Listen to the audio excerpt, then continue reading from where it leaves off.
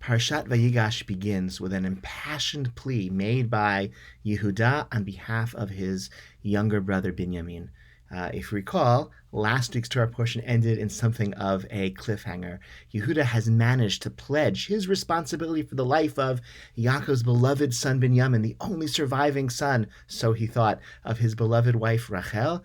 And Yehuda has brought Binyamin to Egypt, and in a ruse orchestrated to keep Binyamin with him, Yosef has imprisoned Binyamin, and Yehuda pleads on behalf of his younger brother with such passion and such power that ultimately the viceroy of Egypt, whom Yehuda is speaking before, who's really Yosef, relents and reveals his identity.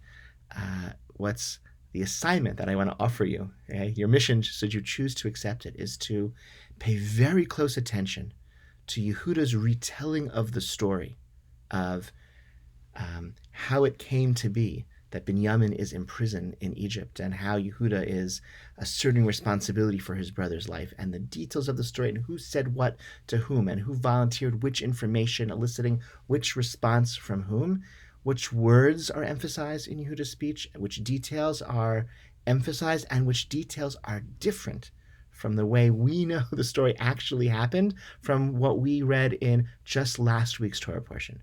Okay, that's your assignment, because there are differences. Yehuda changes details, he emphasizes certain elements, and certain details just are not the way the Torah tells them as happening, really, just the prior chapter, okay? And then with that information, then the assignment is why. Why does Yehuda emphasize certain things? Why does he change certain details or emphasize certain details? What was his agenda? Did he suspect that he was really speaking to Yosef and was trying to push Yosef to reveal himself? Or maybe he was just identifying the elements of the story to arouse pathos in the eyes of whoever it was that for whom he was speaking, okay? And regardless of Yehuda's intention, why does Yosef respond so powerfully, with so much emotion, when he had been able to restrain himself from revealing his identity for all of the back and forth and exchanges up until this point? Hope to see you in Shul. Love to hear your ideas. If you accept this assignment, send me a note or call me or speak to me in Shul in the coming days. Wish you all a Shabbat Shalom.